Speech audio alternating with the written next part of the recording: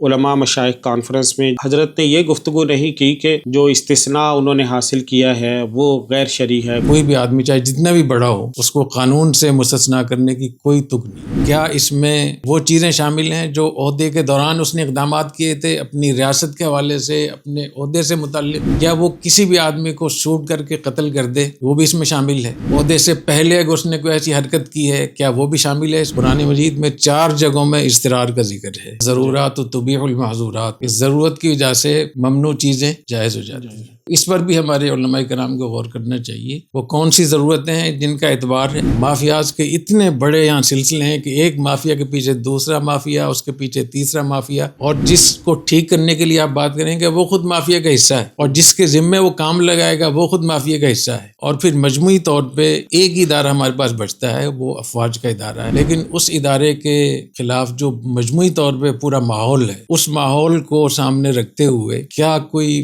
فوجی اس ملک کی اصلاح احوال کے لیے کوشش کر سکتا ہے؟ اگر ایک فرد کے، ایک عضو کے ضائع ہونے کا اندیشہ اور اس پہ اقراء کے احکام جاری ہوتے ہیں، اضطرار کے احکام جاری ہوتے ہیں، تو جہاں ریاست پوری ایک شکنجے میں آ رہی ہو اور مشکلات سے دوچار ہو، اور اس کی وجہ سے سینکڑوں ہزاروں جانیں ضائع ہو سکتی ہوں، بھوک سے دوچار ہو سکتی ہوں، یا مسلمانوں کی ریاست خدا نخواستہ ایک جنگ سے دوچار ہو جائے، تو اس صورت میں بھی احکام جاری ہوں گے یا نہیں ہوں گے؟ جب بھی ہم اس موضوع پہ بات کریں، استثناء کا مسئلہ ہو یا اور جتنے مسائل ہمارے ہوتے ہیں، تو اس میں ہمیں ان سب چیزوں کو سامنے رکھتے ہوئے متعلقہ لوگ ہمارے پاس ہوں جو فقہ کے ماہرین ہوں، قانون کے ماہرین ہوں، اور فقہ الواقع سے جو واقف ہوں۔ خاص طور پہ اس کو بھی ضرور دیکھا جائے جو لوگ اس میں رائے دے رہے ہیں وہ صاحب غرض نہ ہو۔ اگر ایک آدمی صاحب غرض ہوتا ہے تو اس کا مشورہ بھی قبول نہیں ہوتا، اور اگر یہ ثابت ہو جائے کسی گنجائش ہے، تو پھر اگر اس گنجائش کو کوئی غلط استعمال کرے، چونکہ مجھے استثناء حاصل ہو گیا ہے لہٰذا میں جو چاہوں یہاں کرپشن کروں، جس کا چاہوں مال چھین لوں، کسی کو مار دوں، قانونی لحاظ سے، آئینی حوالے سے اس کا سدباب کیا ہوگا؟ ان سب چیزوں کے بعد جب ہم بات کریں گے تو یہ انصاف ہوگا۔ بسم اللہ الرحمن الرحیم۔ ایک مرتبہ پھر حاضر خدمت ہیں حضرت استاد صاحب دامت برکاتہم، آج ہمارے ساتھ ہوں گے،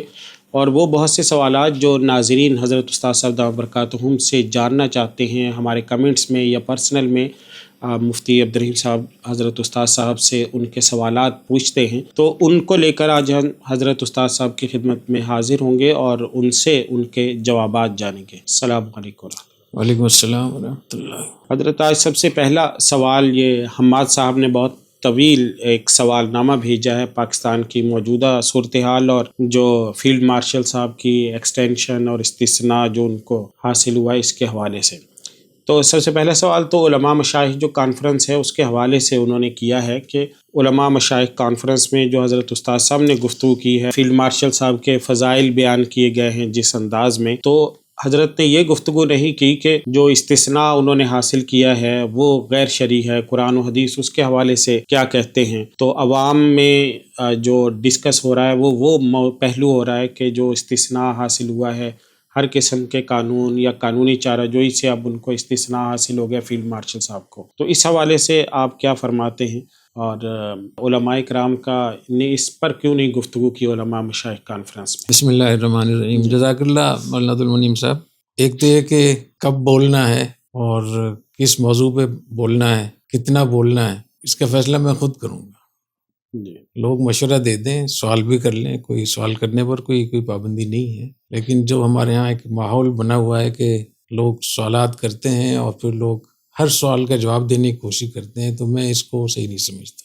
جو میرے ذمہ کام ہے تعلیمی اداروں کے حوالے سے یا جو بھی ہم کام کر رہے ہیں یہاں، جو ہمارے اہداف ہیں وہ سب کو ہم نے بتا دیا ہے کہ ریاست کے حوالے سے، معاشرتی حوالے سے، تعلیمی حوالے سے، تھنک ٹینک کے حوالے سے، میڈیا کے حوالے سے جتنے کام یہاں چل رہے ہیں ان کے اہداف کو لینے کے لیے، ان کے تقاضوں پر عمل کرنے کے لیے کہاں بولنا ہے، کیسے بولنا ہے، کس موضوع پہ بولنا ہے، کتنا بولنا ہے، کس لب و لہجے سے بولنا ہے، یہ ہم خود فیصلہ کریں گے۔ صحیح۔ ہمارے بہت سارے جو احباب ہیں، علماء کرام ہیں، ان کی طرف سے بھی سوال آیا ہے، میرے دوست احباب اور بہت سارے یونیورسٹیز میں ہیں، انہوں نے بھی مجھ سے بات کی ہے کہ استثناء کا جو قانون پاس ہوا ہے پارلیمنٹ سے، سینٹ سے، اسمبلی سے، تو یہ کیسے جائز ہو سکتا ہے، یہ شرعاً اس بارے میں آپ کی رائے کیا ہے؟ تو میں اس کا جواب دینے کی بجائے میں اس پہ کچھ سوالات قائم کروں گا۔ صحیح۔ اور میں یہ چاہوں گا کہ یہ میرے سوالات، استفسارات، یہ مفتی حضرات، علماء کرام کسی ایسی جگہ بیٹھیں جہاں فقہ کے ماہرین بھی ہوں جی اور قانون کے ماہرین بھی ہوں، صحیح، جو قانون پاکستان کے آئین کو، ان کی دفعات کو جانتے ہوں صحیح طریقے سے کہ اس کی زبان کیا ہوتی ہے۔ ایک دفعہ جب پاس ہوتی ہے، ایک آئین کی کوئی شق پاس ہوتی ہے، تو اگر وہ دوسری شقوں کو متاثر کر رہی ہو تو اس کا کیا حکم ہے، جی تو جو قانونی ماہرین ہیں وہ اس کے بارے میں اچھے طریقے سے بتا سکتے ہیں۔ تیسرے نمبر پہ وہ لوگ جو فقہ الواقع سے واقف ہوں۔ ایک تو فقہی احکام ہے، حلال و حرام، جائز ناجائز۔ دوسرا ہے کہ ان احکام کا تعلق کس واقعے کے ساتھ ہے، کس ماحول کے ساتھ ہے، کن حالات کے ساتھ ہے۔ تو جب ان احکام کی تنفیذ ہوگی یا تطبیق ہوگی جس واقعے کے اوپر، جن حالات کے اوپر، تو ان حالات سے واقفیت ضروری ہے۔ تو یہ لوگ جب بیٹھیں اور پھر اس پہ جو میرے ذہن میں سوالات ہیں ان کو سامنے رکھتے ہوئے اگر اس پہ ایک اچھی ڈیبیٹ ہو جائے اور مکالمہ ہو جائے، ڈائیلاگ ہو جائے، تو اس کے بعد کوئی اچھا نتیجہ سامنے آئے گا۔ بالعموم تو استثناء درست نہیں، کیونکہ کوئی بھی آدمی چاہے جتنا بھی بڑا ہو، اس کو قانون سے مستثنیٰ کرنے کی کوئی تک نہیں ہے، بالکل جی قطعی طور پر، اصولی طور پر کوئی اس کی گنجائش نہیں بنتی ہے۔ لیکن جیسے ہمارے ہاں اصول ہیں، اصول ضوابط ہیں، وہاں ہمارے ہاں استثناءات بھی ہیں۔ اس کو ہم یوں تعبیر کرتے ہیں جیسے عزیمت کے احکام جو اصلی احکام ہوتے ہیں، اور دوسرے وہ احکام جن کا تعلق مجبوریوں کے ساتھ ہوتا ہے، رخصتوں کے ساتھ ہوتا ہے۔ تو عزائم اور رخص، حدیث شریف میں آتا ہے ان اللہ یحب ان یؤتی بالرخص کما یحب ان یؤتی بالعزائم، کہ جیسے اللہ تعالیٰ عزیمت کے احکام جو اصولی احکام ہوتے ہیں ان پہ عمل کرنے کو اللہ تعالیٰ پسند کرتے ہیں، ایسے ہی جو اللہ کی طرف سے، شریعت کی طرف سے رخصتیں دی جاتی ہیں ان پر عمل کرنے کو بھی اللہ تعالیٰ پسند فرماتے ہیں۔ ہمارے یہاں فقہ میں مستقل باب ہوتا ہے رخصتوں کے حوالے سے۔ تو جہاں تک اس کی بات ہے کہ استثناء کہاں ہے نہیں ہے، جی تو اگر صرف استثناء کی بات کریں تو قرآن مجید میں بھی استثناء موجود ہے، لیکن وہ کن حالات میں ہے؟ حرمت علیکم المیتۃ والدم ولحم الخنزیر وما اہل بہ لغیر اللہ۔ آگے کیا ہے؟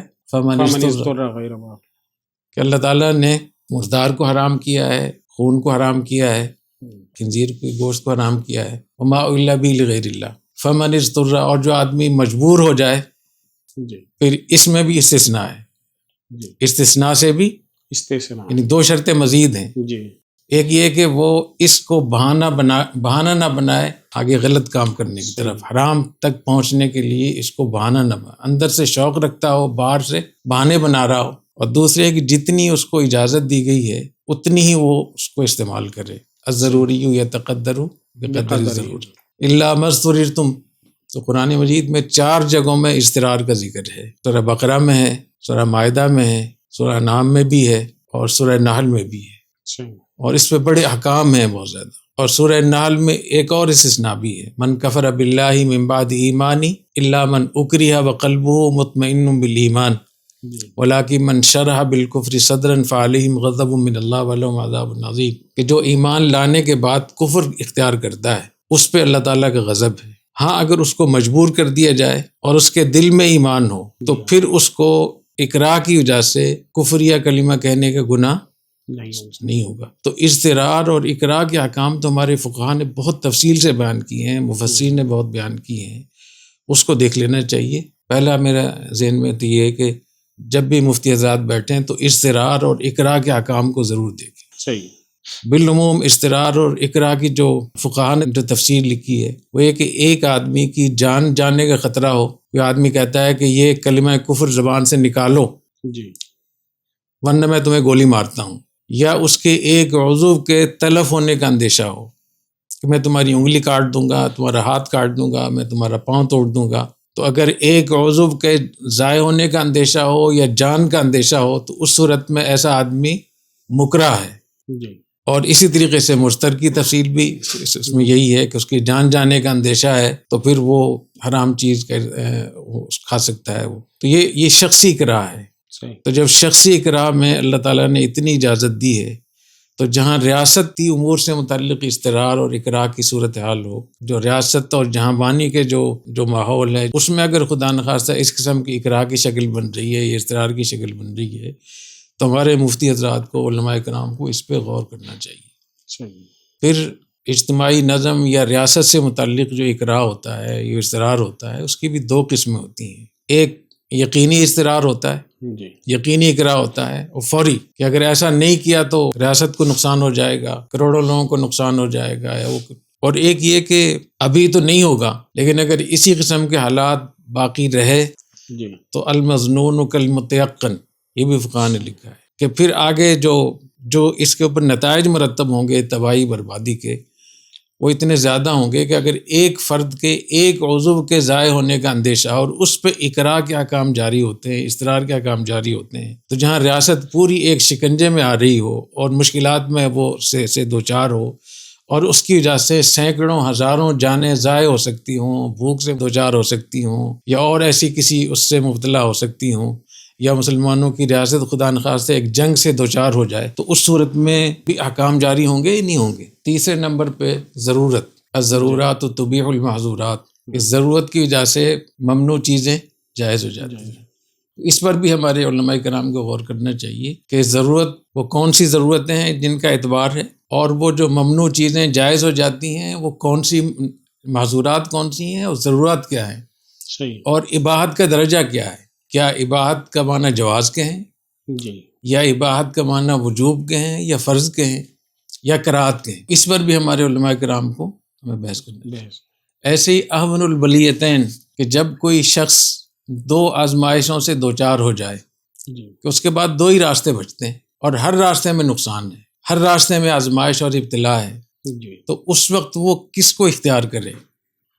احون البلیتین کو اختیار کرے گا، دو مصیبتوں میں سے جو آسان مصیبت ہے۔ اور بالعموم ہمارے ہاں جب پاکستان میں جب لوگ انتخابات میں کھڑے ہوتے ہیں تو بالعموم جو کینڈیڈیٹ ہوتے ہیں ان کے اپنے ذاتی قوائف کیسے ہوتے ہیں سب کو پتہ ہوتا ہے، تو اس میں ہم کیا کرتے ہیں کہ جو نسبتاً بہتر ہوتا تو یہ جو احون البلیتین کا جو قاعدہ ہے اس کو بھی ہمیں اس میں دیکھنا چاہیے۔ اسی طریقے سے معاملات، ریاست سے متعلق جو احکام ہوتے ہیں یا لین دین سے متعلق جو احکام ہوتے ہیں، بین الاقوامی تعلقات سے متعلق جو احکام ہوتے ہیں، تو ان احکام میں، ان معاملات میں کسی بھی فقہ کے مطابق اگر گنجائش نکل سکتی ہو تو فقہ نے لکھا ہے کہ اس کی گنجائش ہوتی ہے۔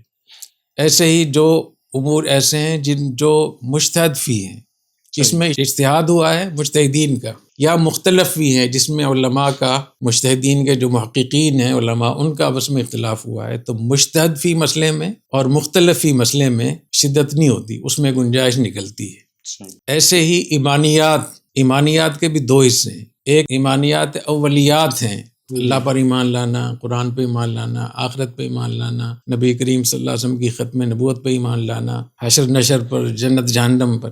یہ تو ایسی چیزیں ہیں جن میں کوئی دوسری بات ہو نہیں سکتی۔ جی ایک جو ان کی ذیلی جو عقائد ہیں ان میں بھی فرق ہے، تو اس لیے جب بھی ہم اس موضوع پہ بات کریں، استثناء کا مسئلہ ہو یا اور جتنے مسائل ہمارے ہوتے ہیں، تو اس میں ہمیں ان سب چیزوں کو سامنے رکھتے ہوئے متعلقہ لوگ ہمارے پاس ہوں جو فقہ کے ماہرین ہوں، قانون کے ماہرین ہوں، اور فقہ الواقع سے جو واقف ہوں۔ اور اس میں خاص طور پہ اس کو بھی ضرور دیکھا جائے کہ جو لوگ اس میں رائے دے رہے ہیں وہ صاحب غرض نہ ہو۔ اگر ایک آدمی صاحب غرض ہوتا ہے تو اس کا مشورہ بھی قبول نہیں ہوتا۔ مشورہ دینے کے لیے، مشورہ قبول کرنے کے لیے ضروری ہے کہ صاحب غرض نہ ہو۔ تو بہت سارے لوگ جن کے سیاسی اختلافات ہیں ان مسائل میں، تو ایک وقت میں وہ خود ترمیم کروا رہے ہوتے ہیں جی اور دوسرے وقت میں وہ کہتے ہیں تو جائز نہیں۔ اس کی بہت ساری مثالیں موجود ہیں۔ تو جو لوگ اس پہ بات چیت کریں تو وہ متہم نہ ہوں، صحیح، ان کو پر یہ تہمت نہ ہو کہ ذاتی سیاسی مفادات کے لیے یہ بات کر رہے ہیں۔ کونوا قوامین بالقسط شہداء للہ ولو علی انفسکم او الوالدین والاقربین۔ جب آپ فقہ الواقع سے بات کریں گے اور اس کو ان سب چیزوں سے آپ بالا تر ہو کر بات کریں گے، پھر جب گفتگو ہوگی اس کا مزہ بھی آئے گا اور جو اس کا نتیجہ نکلے اس کا فائدہ بھی ہوگا انشاءاللہ تعالی۔ اور فقہ الواقع میں میں 2-3 چیزوں کا خاص طور پہ ذکر کروں گا کہ ایک طرف ہمارے ملک کے جو سیاسی حالات ہیں، جو دھما چوکڑی مچی ہوئی ہے، چاہے اس میں فوج شریک ہے کوئی بھی۔ دوسرے نمبر پہ ہماری جو گورننس ہے امن امان کے حوالے سے، وہ کہاں تک ہماری پولیس کا نظام، ہماری جوڈیشری اور عدلیہ اور عدالتی نظام کتنا تباہ و برباد ہے، کتنے بڑے پیمانے پر یہاں کرپشن ہے، مافیاز کے اتنے بڑے یہاں سلسلے ہیں کہ ایک مافیا کے پیچھے دوسرا مافیا، اس کے پیچھے تیسرا مافیا، اور جس کو ٹھیک کرنے کے لیے آپ بات کریں گے وہ خود مافیا کا حصہ ہے، اور جس کے ذمے وہ کام لگائے گا وہ خود مافیا کا حصہ ہے۔ اور پھر مجموعی طور پہ ایک ہی ادارہ ہمارے پاس بچتا ہے، وہ افواج کا ادارہ ہے، جس کی ایک ساکھ ہے، ان کا کام ہے، ان کی حیثیت ہے، طاقت بھی ہے ان کے ہاتھ میں. لیکن اس ادارے کے خلاف جو مجموعی طور پہ پورا ماحول ہے، بالعموم جو ماحول ہے سوسائٹی کا، معاشرے کا، بالعموم جو طبقات کا ماحول ہے، اس ماحول کو سامنے رکھتے ہوئے کیا کوئی فوجی اس ملک کی اصلاح احوال کے لیے کوشش کر سکتا ہے؟ بالخصوص اگر آرٹیکل 6 جس میں سزائے موت ہے، اور اس سے پہلے جنرل مشرف کو سزائے موت دی بھی جا چکی ہے، اس پر نافذ نہیں ہوا، لیکن اس کا فیصلہ تو ہوا ہے. اور ابھی حال ہی میں سابق ڈی جی ISI اور 2 مرتبہ کور کمانڈر رہنے والے DGC، سابق DGC جنرل فیض، ان کا جو کورٹ مارشل ہوا ہے، اس کورٹ مارشل کے بعد کیا کوئی چیف اتنی ہمت کر سکے گا اس پورے ماحول کو سامنے رکھتے ہوئے کہ وہ ایسا اقدام کرے جس سے پاکستان کو اس دلدل سے نکالا جا سکے؟ کیونکہ ان کا تو اندر بھی اثر رسوخ بہت تھا. تو پھر جس طریقے سے ہمارے ملک میں یہاں افغانستان کے اندر یہود و ہنود بیٹھے ہوئے ہیں، اسرائیل ہے، انڈیا ہے، امریکہ ہے، اور یہاں قوم پرستوں کی تحریکیں چلی ہوئی ہیں اور پورا ملک ہل رہا ہے. ان حالات کو سامنے رکھتے ہوئے میں نہیں سمجھتا کہ اگر کسی کو اپنی جان کا خطرہ ہوگا تو وہ یا اس کی فیملی، کوئی بھی آدمی کو ہمت کر سکتا ہو. تو اس کو بھی ہم سامنے رکھیں کہ ان حالات میں رخصت کے جو احکام ہیں، اقراء کے جو احکام ہیں، ضرورت کے جو احکام ہیں، جو اضطرار کے احکام ہیں، اعون البلیتین کے جو احکام ہیں، ایسے ہی الضرورات تبیح المحظورات کے جو احکام ہیں اور معاملات کے، تو اس میں کیا حکم ہوگا اس کا. اور یہ جو استثناء والی بات ہے، اس کی حقیقت کیا ہے، اس کے الفاظ کیا ہیں، اور کیا اس میں وہ چیزیں شامل ہیں جو عہدے کے دوران اس نے اقدامات کیے تھے اپنی ریاست کے حوالے سے، اپنے عہدے سے متعلق، یا وہ کسی بھی آدمی کو شوٹ کر کے قتل کر دے، وہ بھی اس میں شامل ہے. عہدے سے پہلے اگر اس نے کوئی ایسی حرکت کی ہے، کیا وہ بھی شامل ہے؟ اس میں نہیں ہے. اور اس کے ہوتے ہوئے باقی جو آئین کی دفعات ہیں ان کی کیا حیثیت ہے.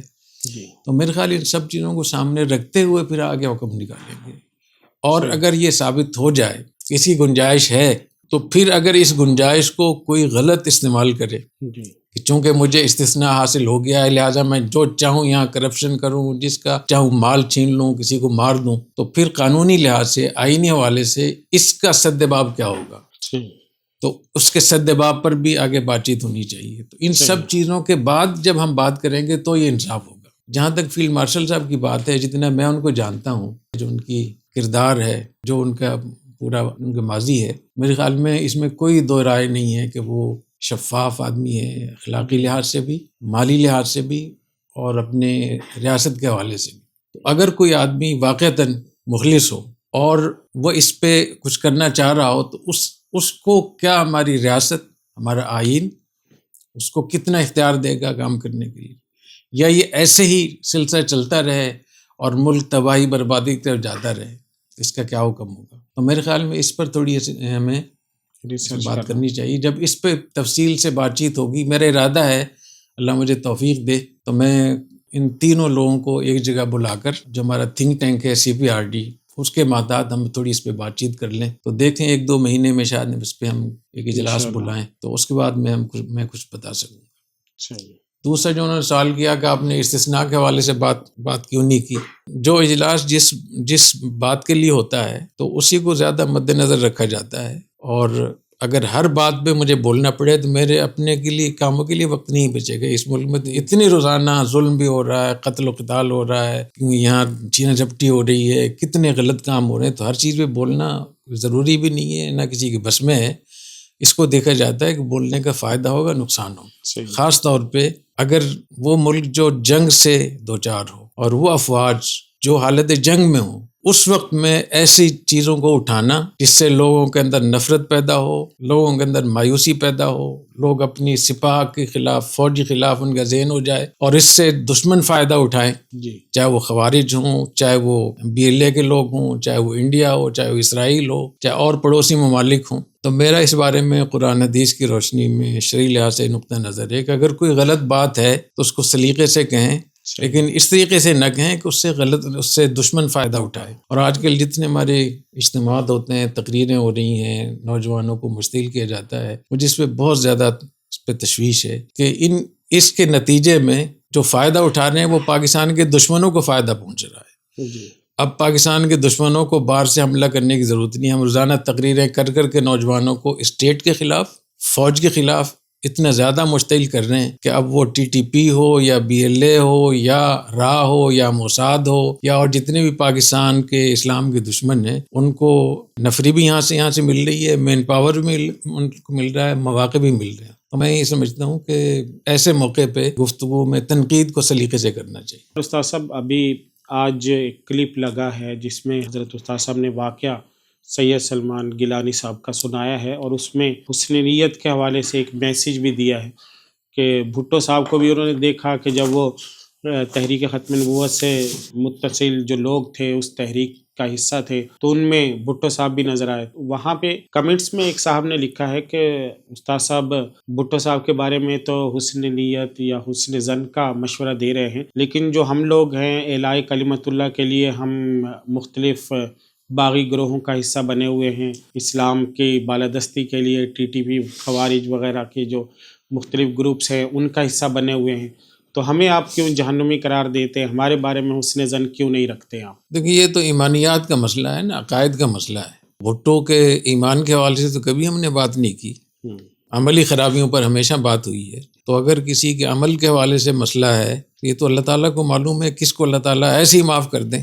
اگر اس کے دل میں ذرہ بھر بھی ایمان ہے تو اللہ تعالیٰ اس کو معاف کر دیں گے. جہاں تک خوارج کی بات ہے تو عقیدے کی خرابی کی بات ہے، اور ان کے بارے میں تو نبی کریم صلی اللہ علیہ وسلم نے خود فرمایا کلاب النار، یہ جہنمی کتے ہیں. اور یہ وہ احادیث ہیں جو صحیح صحت کو پہنچتی ہیں، اور اس کے بارے میں پھر ہمارے فقہاء نے، اصولیین نے اس پہ باقاعدہ کتابیں لکھی ہیں. عقائد کی کتابوں میں باقاعدہ اس کو پڑھایا جاتا ہے. تو دونوں میں بہت فرق ہے. تو اگر کوئی آدمی عقیدہ اس کا ٹھیک ہے پھر کوئی عملی خرابی اس کے اندر ہے تو ظاہر ہے کہ وہ ایمان کی وجہ سے وہ ہو جائے گا. اور یہ جو خوارج ہیں تو مرتکب کبیرہ کو کافر کہتے ہیں، تکفیر کرتے ہیں. پاکستانی فوج کو مرتد کہتے ہیں اور خروج کو ان کو ثواب سمجھتے ہیں. تو یہ تو خوارج کے اس میں آئیں گے. تو خوارج کے جو احکام نبی کریم صلی اللہ علیہ وسلم نے 40-42 احادیث میں ارشاد فرمائے وہی ہم بیان کرتے ہیں. صحیح. بہت شکریہ حضرت استاد صاحب کا. میں تھوڑی سی اور بات کروں گا. جو لوگ بھی مجھ سے سوالات کرتے ہیں، سوالات بالکل کر لیا کریں، کوئی حرج نہیں اس میں. لیکن میرا خیال ہے کہ جس قسم کی صورتحال سے ہمارا معاشرہ گزر رہا ہے، اور خاص طور پہ اس کمیونیکیشن کے جدید ڈیجیٹل نظام کے بعد تو لوگوں کے پاس اتنا وقت ہی نہیں ہے کہ وہ کوئی تحقیق کریں. خاص طور پہ وہ نوجوان جن کی عمر ابھی 25 سال ہے یا 30 سال ہے، انہوں نے کچھ دیکھا ہی نہیں ہے سوائے فیس بک کے اور اس کے. اور اتنی تیزی کے ساتھ معلومات کا بہاؤ ہے، سیلاب ہے کہ وہ سنبھلنے ہی نہیں دے رہا ہے. تو ان حالات میں میں مشورہ دوں گا کہ اللہ تعالیٰ مجھے بھی زندگی دے، آپ کو بھی زندگی دے، 2-3 سال مجھے سنتے رہیں تو اس کے بعد پھر میں پوچھوں گا انشاءاللہ. دوسری بات یہ کہ ہر سوال کا جواب دینا یہ کوئی ضروری نہیں ہوتا. اس کو دیکھنا پڑتا ہے کہ جواب دینا مناسب بھی ہے یا نہیں ہے. تو جو آپ میری گفتگو کو اگر اس نظر سے دیکھیں جیسے میں بات کر رہا ہوتا ہوں تو پھر ہو سکتا ہے کہ آپ کو سوالات کی ضرورت ہی پیش نہ آئے. اور اگر آپ سوالات کریں گے تو میں اکثر کا جواب نہیں دوں گا جو میرے اس سے باہر ہوں گے. اس میں حکمت کیا ہے، مصلحت کیا ہے، شریعت کا کیا حکم ہے، تو وہ وقت گزرنے کے ساتھ ساتھ مجھے امید ہے کہ ان کا جواب ملتا رہے گا انشاءاللہ. جب روزنامہ اسلام میں ہم نے شروع کیا تو اس وقت میں روزنامہ اسلام کی قیمت 5 روپے تھی.